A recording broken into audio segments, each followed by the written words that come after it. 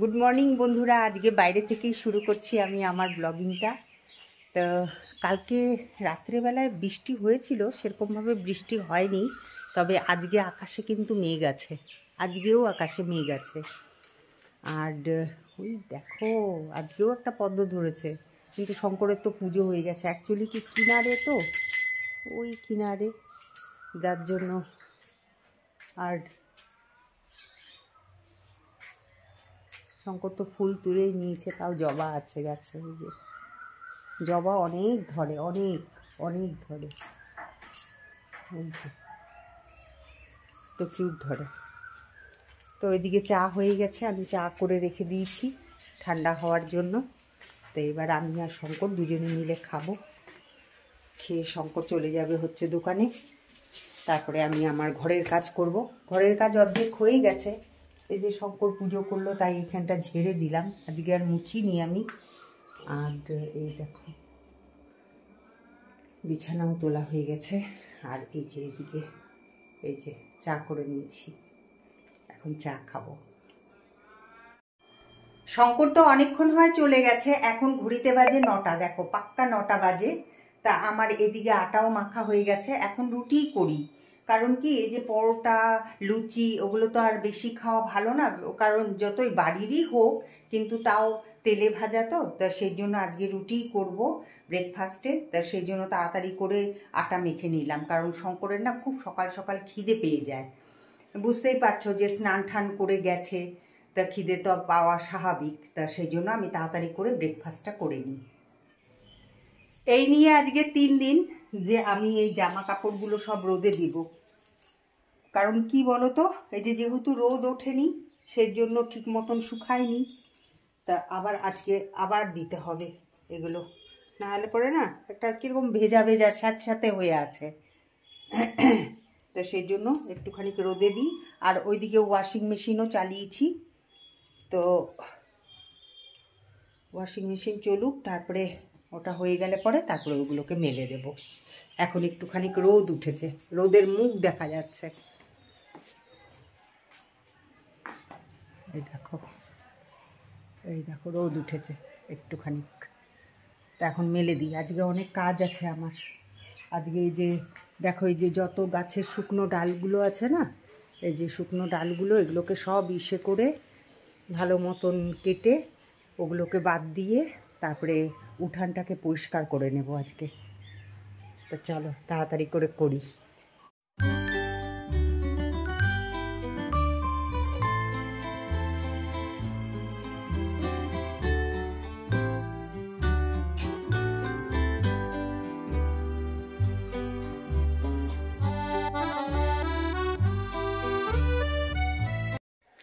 Breakfast তো অনেকক্ষণ আগেই করে নিয়েছি, তারপরে তো ওই যে দেখলেই যে আমি জামা কাপড়গুলো গুছালাম। আর এই যে এখন দেখো, এই যে টেবিলের ওপরটা একটুখানি পরিষ্কার করবো, এই যে এটাকে একটুখানি স্নান করাবো। এত সুন্দর না, যা এই দেখো কি সুন্দর, যে দেখো শিকড় হয়েছে, এই দেখো কি সুন্দর শিকড় হয়ে গেছে। এটার থেকে আবার গাছ হবে, এই দেখো আবার নতুন পাতাও হচ্ছে, এই দেখো দেখেছ, নতুন পাতাও বেরোচ্ছে। তো এইটাকে এখন একটুখানি স্নান করাবো। তারপরে এটার মধ্যে দেখো জল আমি একদম ভর্তি দিয়েছিলাম, আর এই দেখো এখন জলই নেই এটার মধ্যে। জল এই দেখো এতটুকুন জল আছে, এই যে এতটুকুন জল আছে, পুরো জল টেনে নিয়েছে। তো এটার মধ্যে জলও দিব আর এটা পরিষ্কারও করব। তা আমি পরিষ্কার করি, ঠিক আছে? তোমরা থাকো আমার সাথে আর দেখতে থাকো আমার ব্লগিং। আজ আমার কাজের খুব মুড হয়েছে, তা সেই জন্য দেখতেই পাচ্ছ যে সকাল থেকে কিন্তু কাজে লেগে পড়েছি একদম। আজকে ভেবেই নিয়েছি যে একদম বসবো না, একদম অলসতা করব না, নিজেকে একটুখানি অ্যাক্টিভ দেখাবো তোমাদের সামনে। আর আজকে আমার কাজ করতে খুব ভালো লাগছে, তা সেই জন্য যত পারলাম সব কাজ এগিয়ে রাখলাম। কারণ আজকে আমার মুড আছে, কালকে আমার মুড থাকবে কিনা সেটা আমি জানি না। তা সেই জন্য ভাবছি যে আজকে যখন মুড আছে তাহলে পরে যতখানি কাজ করা যায় ততখানি কাজ আমি এগিয়ে রাখি। তা সেই জন্যই দেখতেই পাচ্ছ যে এখানে আমি টেবিলটাকে ভালো করে মুছে নিচ্ছি, যদিও প্রত্যেক দিনই মুছি কিন্তু ডিপ ক্লিন তো করা হয় না, তা সেই জন্য আজকে করলাম। এই দেখো টেবিল পুরো পরিষ্কার করে নিয়েছি, আর এই যে মানি প্ল্যান্টকে স্নানও করিয়ে দিয়েছি, আর পুরোটা জল ভরে দিয়েছি। দেখবে আর কিছুদিন বাদে এই জলটা পুরো খেয়ে নেবে। অনেক দিন যাবৎ খালি ভাবছিলামই যে এই ফটোগুলোকেও পরিষ্কার করতে হয়, কারণ ঝুল হয়ে গেছিল। তো আমি আজকে করব, কালকে করব, এরকম ভাবতে ভাবতে না আর পরিষ্কারই করা হচ্ছিল না। তো ওই যে বললাম তোমাদেরকে, আজ খুব মুড হয়েছে, তার জন্য দেখতেই পাচ্ছ ঘরে দেখি কিছু কিছু জায়গায় মানে ঝুল হয়েছে। তা আমি ভাবলাম যে না, ঝুলগুলোকেও ঝেড়ে ফেলি। ফটোগুলো তো পরিষ্কার করছি, আর এদিকে দেখতেই পাচ্ছ যে এটা মেহেন্দির ফটো। তা মেহেন্দির ফটোটাও ভালো করে আমি মুছে নিলাম, আর সাথে সাথে ওয়ালগুলোও খুব ভালো করে মুছে নিলাম। এটা অনেক দিন, তখন মেহেন্দি জয়গাতে পড়াশোনা করতো, তখন মনে হয় ক্লাস 11-12 পড়তো। আর ওটা যে ফটো দেখতে পাচ্ছ, ওটা তো একদম ছোট্টবেলার ফটো। সেই আমি তখন জাস্ট ওর অন্নপ্রাশন হয়েছে, তো আমার হঠাৎ করে মুড হলো যে না, মেহেন্দির একটা ফটো তুলি। সেই জন্য সব কিছু পরিয়ে, ও যা যা গিফট পেয়েছিল ওকে সব কিছু পরিয়ে ওই দেখো আমি ওই ফটোটা তুলেছি।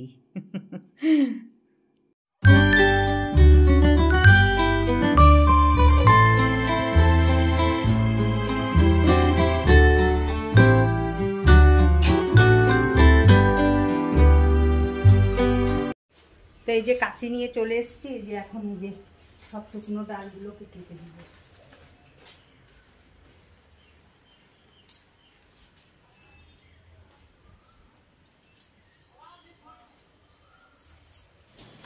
বৃষ্টি তো এই কিছুদিন ধরেই হচ্ছে, কিন্তু তার আগে তো অনেক রোদ ছিল, বৃষ্টিই হচ্ছিল না একদম।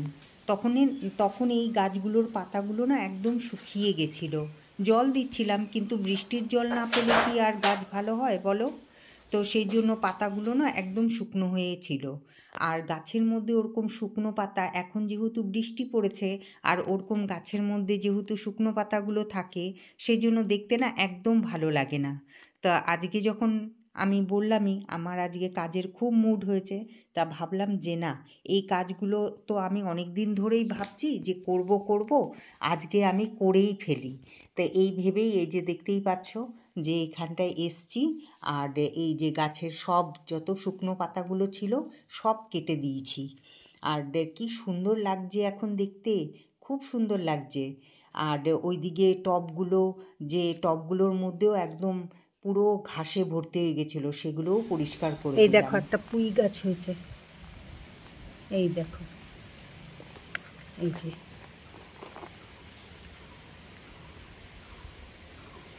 এটাকে আমি উঠিয়ে দিলাম, এই যে এখান দিয়ে হয়ে যাবে এটা। এই যে এগুলো সব পরিষ্কার করে দিলাম, ঘাসগুলো।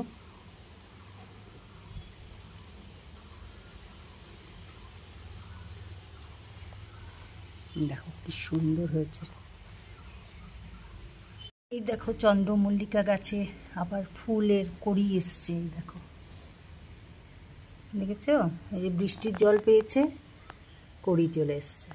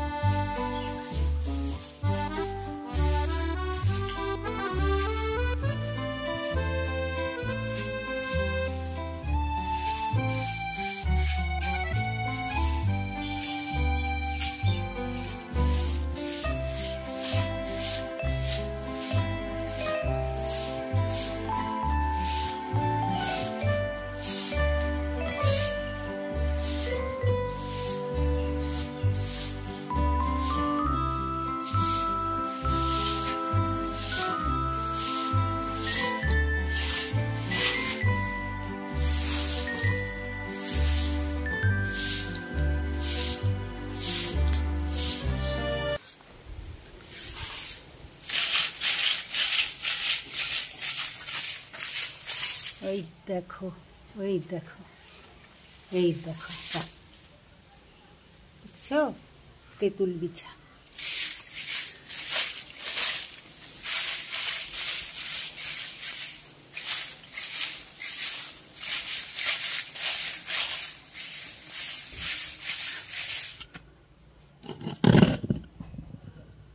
শেষ।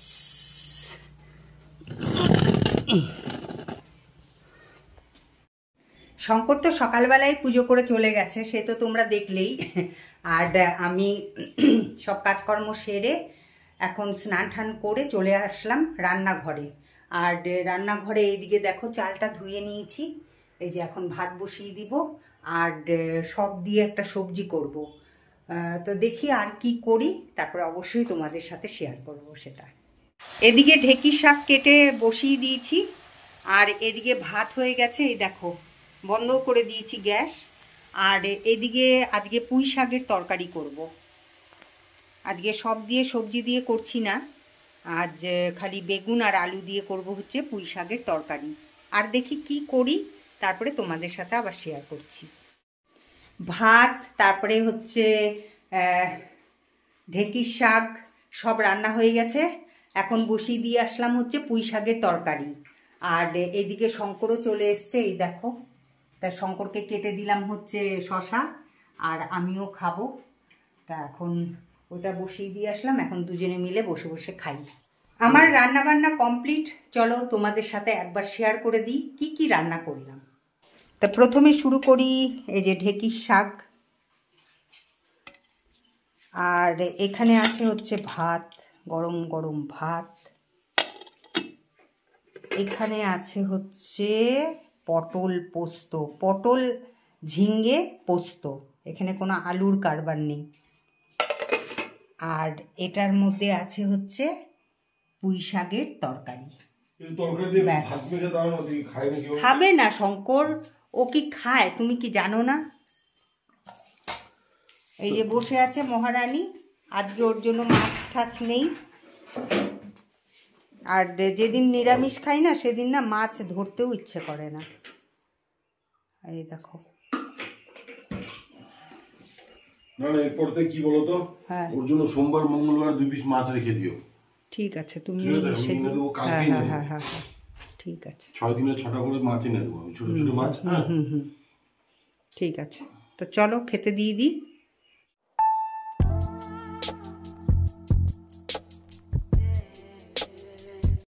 গুড ইভিনিং বন্ধুরা, অনেকক্ষণ বাদে কিন্তু তোমাদের সামনে এলাম।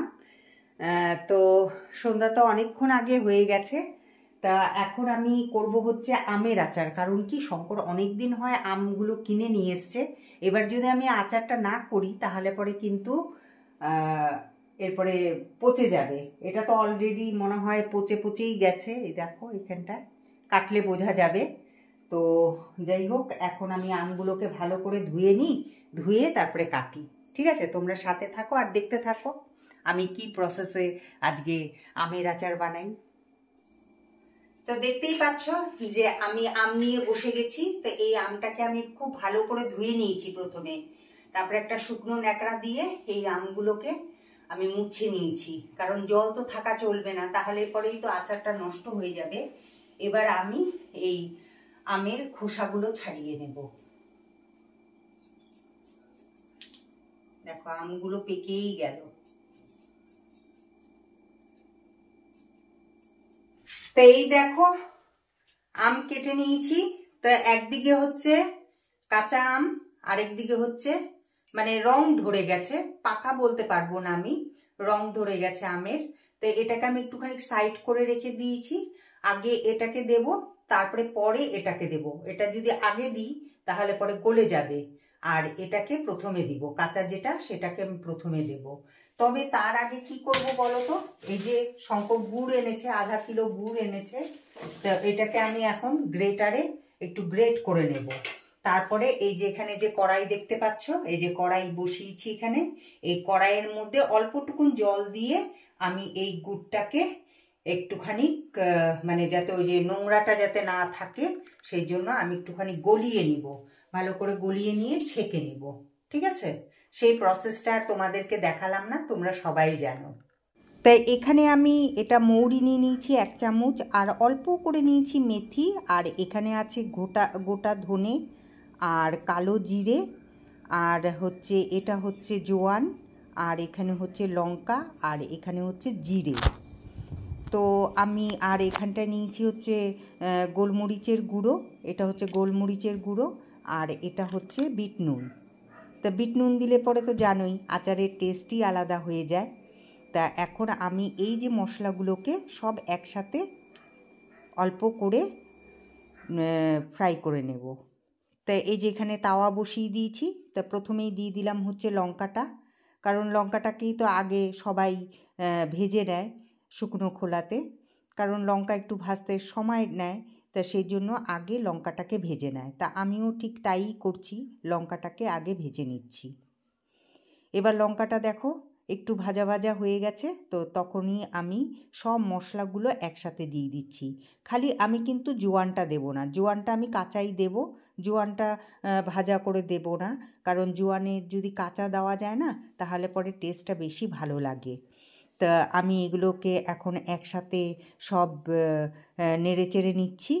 তা আমি কিন্তু বেশিক্ষণ নেড়েচেড়ে নেব না, কারণ যাতে পুড়ে না যায়, আর পুড়ে গেলে পরে তো জানোই একদম আমের আচারের টেস্টই নষ্ট হয়ে যাবে।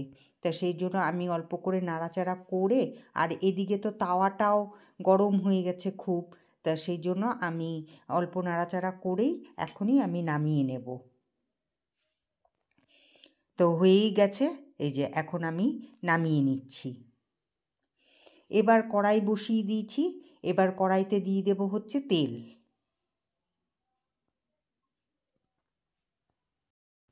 তো কড়াইতে আমি এখন সর্ষের তেল দিয়ে দিয়েছি, আর তেলটা গরমও হয়ে গেছে। এবার আমি ওটার মধ্যে দিয়ে দিলাম হচ্ছে 5 ফোড়ন। 5 ফোড়নটাকে ভালো করে নেড়েচেড়ে নিয়ে এর মধ্যে দিয়ে দিলাম এখন তেজপাতা। তা তেজপাতাটাকেও ভালো করে নেড়ে নিচ্ছি। এদিকে কিন্তু আমি গ্যাসের ফ্লেমটা একটু সিম করে রেখে দিয়েছি, কারণ অনেকটাই গরম হয়ে গেছিলো।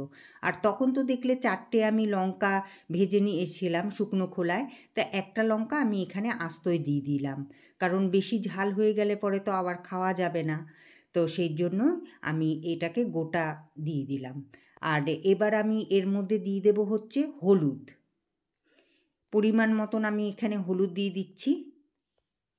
এই তেলের মধ্যেই কিন্তু আমি হলুদটা দিয়ে দিলাম, কারণ আমি যেহেতু আমের মধ্যে কোনো হলুদ আগে থেকে দিইনি, তো সেই জন্য আগে তেলের মধ্যেই আমি হলুদটা দিয়ে দিলাম। আর এবার দিয়ে দেব হচ্ছে নুন। তা দেখতেই পাচ্ছ তেলের মধ্যে হলুদ আর নুন দুটোই একসাথে দিয়ে দিলাম। এবার আমি ভালো করে এটাকে নেড়েচেড়ে নেব।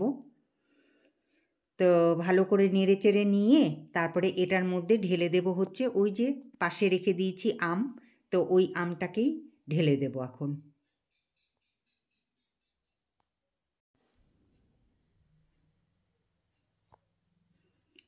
তা কাঁচা আমগুলোকে আগে দিয়ে দিচ্ছি, যেহেতু কাঁচা আম একটু শক্ত, সেজন্য আমি তেলের মধ্যে আগেই কাঁচা আমটাকে দিয়ে নেড়েচেড়ে নেব। পরে দেব হচ্ছে ওই যে যেটা রং ধরে গেছিলো সেই আমটা পরে দেব। এই কাঁচা আমটাকে একটু নেড়েচেড়ে নিয়ে তারপরে আমি দেব হচ্ছে ওই পাকা, যে পাকা তো না, ওই রং ধরে গেছে সেইটা। তো দেখতেই পাচ্ছ আমি এখন এটাকে ভালো করে নেড়েচেড়ে নিচ্ছি। তা আমটাকে ভালো করে নেড়েচেড়ে নিয়ে আমি তারপরে বেশ কিছুক্ষণ বাদেই কিন্তু আমি এই যে রং ধরে গেছে এই আমটা দিয়ে দিলাম। এবার এটাকেও আমি একসাথে ভালো করে নেড়েচেড়ে নেব। তারপরে এর মধ্যে ঢেলে দেব হচ্ছে গুড়।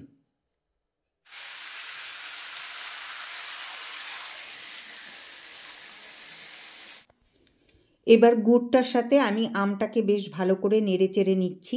এটা বেশ কিছুক্ষণ আমি নেড়েচেড়ে নেব, যতক্ষণ মানে এটা ট্রান্সপারেন্ট না হবে এই আমটা, ততক্ষণ কিন্তু আমি এটা নেড়েচেড়ে নেব। এরপর আমি দিয়ে দেব একটা ঢাকা।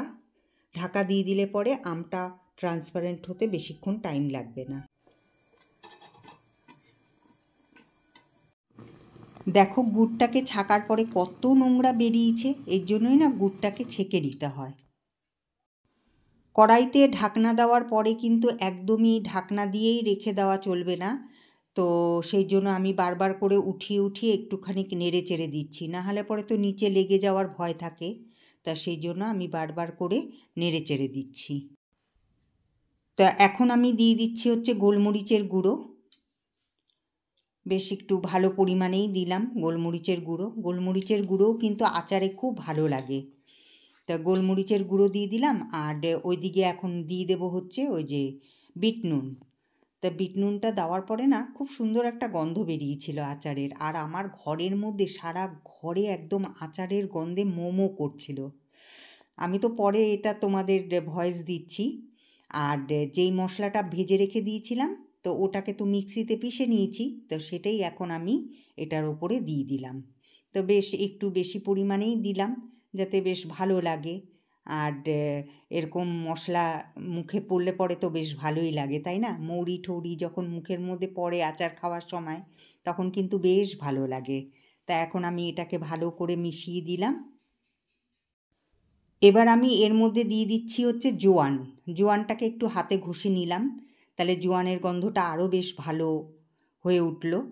তা সেটাকে এখন আমি এই আচারের মধ্যে দিয়ে দিলাম।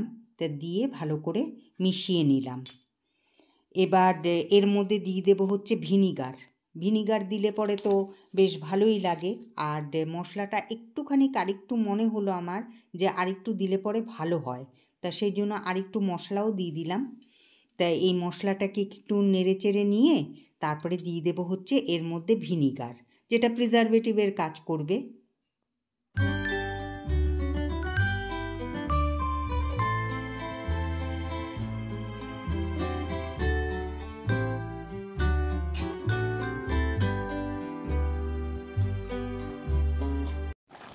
তা আচারটা তো আমার হয়েই এসছে। তা আমি এখন কিন্তু আর বেশি ঘন করব না। এরকম অবস্থাতেই আমি এখন গ্যাসের নবটাকে বন্ধ করে দেব, কারণ বেশি ঘন করে ফেললে পরে আবার একদম শক্ত শক্ত হয়ে যাবে। তা সেই জন্য এরকম ঝোল ঝোল রেখেই আমি এখন গ্যাসের নবটাকে অফ করে দিচ্ছি। তো আজকের ভিডিওটা কীরকম লাগলো, মানে ব্লগিংটা কীরকম লাগলো অবশ্যই জানিও। তোমরা খুব ভালো থেকো, আর লাইক শেয়ার সাবস্ক্রাইব আর কমেন্ট অবশ্যই করো। চলো টাটা, গুড নাইট।